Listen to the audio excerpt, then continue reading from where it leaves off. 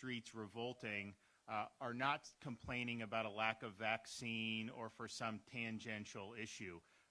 They are revolting against a corrupt communist dictatorship that has ruled that island with an iron fist for over 60 years, that is responsible for death and destruction, not just on the island of Cuba, but really throughout the Western Hemisphere with their actions supporting other Marxist regimes.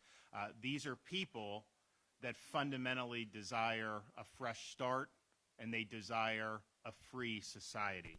And so when you're in the State Department or you're in some of these positions and you're going to act like this is something, well, maybe the regime can just provide a little bit of an accommodation here or an accommodation there, that's a fundamental misreading of what's going on in Cuba, and it's not something that's going to lead to them, the people of Cuba, realizing their aspirations. We were able to hear from a lot, Felix and others have pointed out, what does the regime do when you start to see these images? They shut down the internet. They don't want the truth to be out. They don't want people to be able to communicate. And so one of the things I think we should be able to do with our private companies or with the United States is to provide some of that internet service via satellite. We have companies on the Space Coast that launch these things. So that's going to be some calls I'm going to make to see what are the options from some Florida companies to be able to do it.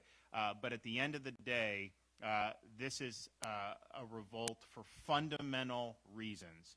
It's because of the tyranny of the regime in Havana for over 60 years. And I mentioned to these folks, being governor, I've gotten to meet great people throughout the state, but particularly if you look at the Cuban exile community, you have people in this community that have been successful beyond imaginations, made huge amounts of money, been great in medical, any field you can imagine. And yet if they had been stuck on that island over these last 60 years, how many of those people would have had a chance to do anything in life other than potentially just be a part of the ruling class? That's the only way you could have any type if you agree to support the oppression against everybody else. So I'm happy to be here.